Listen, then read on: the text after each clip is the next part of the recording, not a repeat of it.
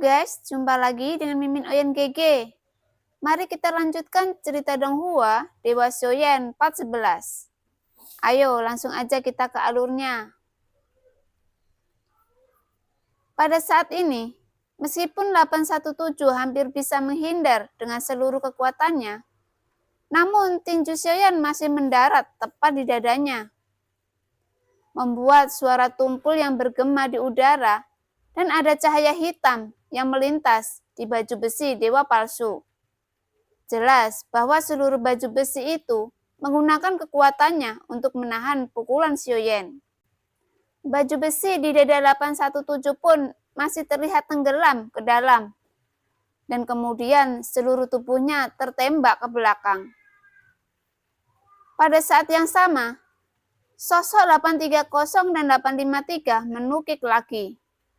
Dan Xiaoyan yang berada di satu sisi, kecepatannya sangat cepat.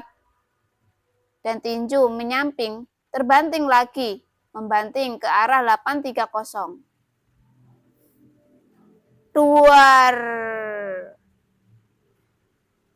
Meskipun yang terakhir sempat bereaksi, dia masih meremehkan kekuatan pukulan Xiaoyan. Dan dia juga dipukul mundur oleh Xiaoyan saat ini.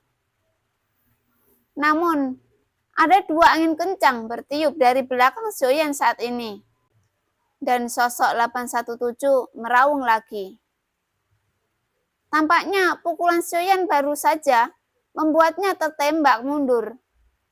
Dan yang terakhir tampaknya dia tidak terluka. Pukulan yang ditembakkan Xiaoyan benar-benar membuat 817 marah. Dan baju besi di tubuh yang terakhir telah berubah lagi, membuat seluruh tubuhnya telah tumbuh lebih dari satu lingkaran. Dan merasakan pukulan Xiaoyan benar-benar berbeda dari sebelumnya. Xiaoyan mengerutkan kening saat ini, dan langsung menembak balik ke belakang. Namun pada saat ini, armor Dewa Palsu 830 dan 853 bersinar dengan cahaya hitam. Saya melihat ada dua sinar cahaya menyapu dari kehampaan dan mendarat di kristal merah di dada mereka saat ini. Tiba-tiba, baju besi Dewa Palsu 830 berubah menjadi lebih pas. Dan kemudian ada 6 sayap tumbuh di belakangnya. Dan berikutnya 2 duri tajam muncul di tangannya. Dan kemudian dia bergegas menuju ke arah Xiaoyan. Kecepatannya meningkat beberapa kali lebih cepat dari sebelumnya. Bahkan pada saat ini, itu bahkan melebihi kecepatan Xiaoyan. Yang membuat Xiaoyan terkejut saat ini, dan pemandangan yang muncul saat ini benar-benar menumbangkan pemahaman Xiaoyan tentang baju besi dewa palsu. Mengapa baju besi dewa palsu mereka bisa berubah begitu banyak? Dia berpikir, dan tiba-tiba mata Xiaoyan menyusut di bawah baju besi dewa palsu. Dan apa yang membuat Xiaoyan lebih terpana adalah sosok 853. Ada matahari gelap yang tak terhitung memadat ke arahnya dari kehampaan. Sosoknya berbalik dan menjadi ular piton raksasa besi yang panjangnya 100 kaki. Perubahan ini sepenuhnya menumbangkan Xiaoyan saat ini, dan sekali lagi membiarkan Xiaoyan melihat kekuatan Taishu, yang bahkan lebih luar biasa dari yang dia bayangkan. Boom! Boom! Ketika sosok itu kemudian berguling ke arah Xiaoyan secara bersamaan, dan kekuatan yang mereka pancarkan tidak lagi sebanding dengan sebelumnya.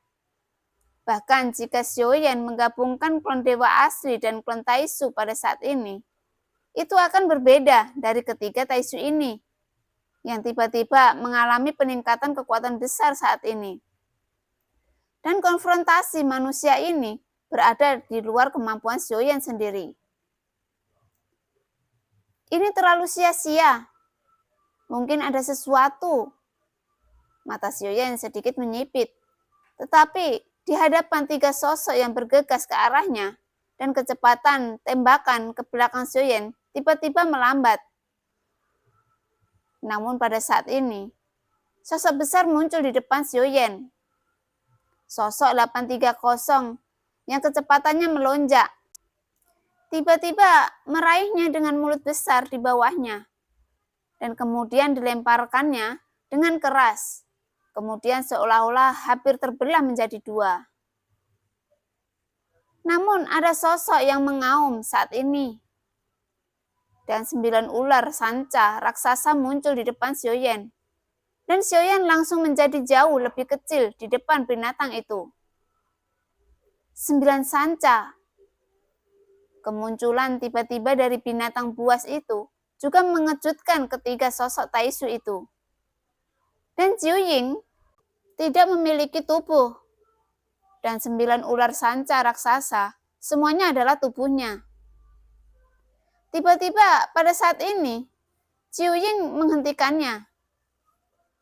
Namun pada saat ini, Xiaoyan yang berada di belakang Jiu Ying sekarang tidak bisa tidak mengangkat alisnya sedikit.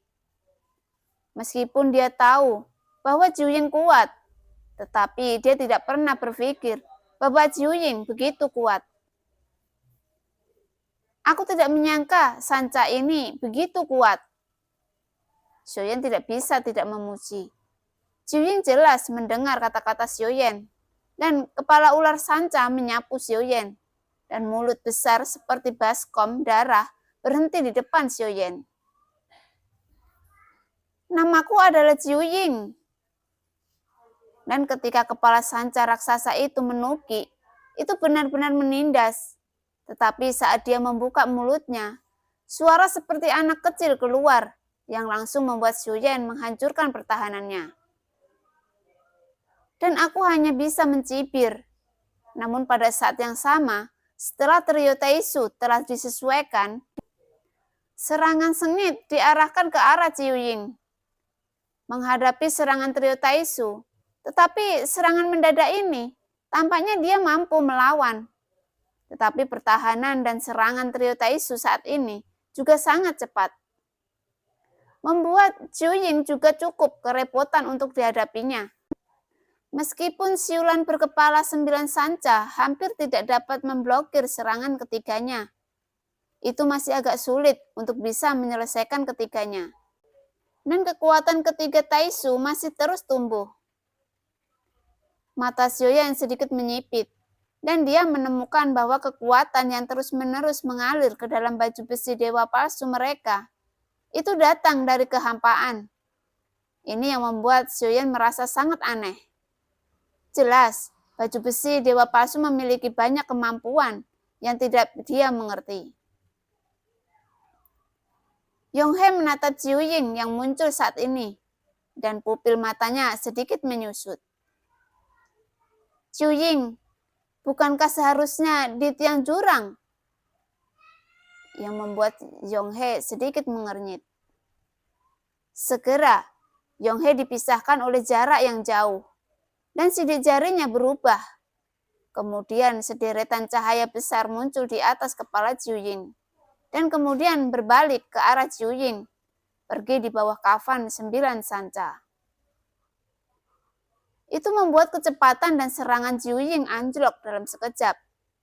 Dan ketiga Taisu mengambil kesempatan itu untuk segera menyerang Jiu Ying dengan ganas, dan menyebabkan Jiu Ying mengeluarkan raungan marah. Binatang buas ini sudah terkendali. Ayo cepat singkirkan orang ini. 817 berteriak. Dan segera 830 dan 853 bergegas keluar, melewati Jiu Ying dan menuju Xiaoyan lagi. Sekarang Xiaoyan memiliki tubuh yang lurus. Faktanya, dia secara bertahap memahami bahwa selain meningkatkan kekuatannya sendiri, dia juga harus belajar menggunakan kekuatan lain untuk membantunya. Bagaimanapun, kekuatan seseorang sangat terbatas. 817 dan formasi hebat Yonghe untuk sementara bisa mengendalikan Jiu Ying. Sekarang 830 dan 853 sudah bergegas menuju ke arah Xiaoyan dengan kecepatan ekstrim. Namun, pada saat mereka berdua mendekat, ada bau busuk yang menyebar, dan kedua sosok Taisu tiba-tiba menghilang pada saat ini, seolah-olah mereka telah menghilang dalam kegelapan. Namun hanya dengan mundur beberapa ratus meter pada saat ini, orang dapat melihat bahwa di bawah Xiaoyan, hantu yang sangat besar perlahan mengembun.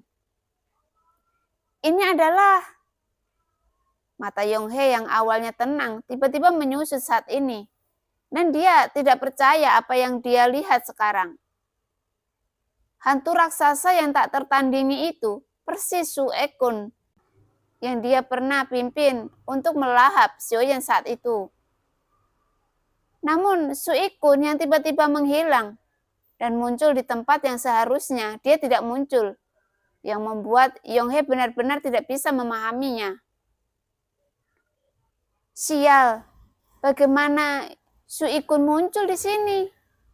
Bagaimana dia melakukannya? Namun pada saat ini, Yonghe sedikit curiga terhadap kehidupannya, dan dia masih memikirkan bagaimana menyelesaikan permaisuri.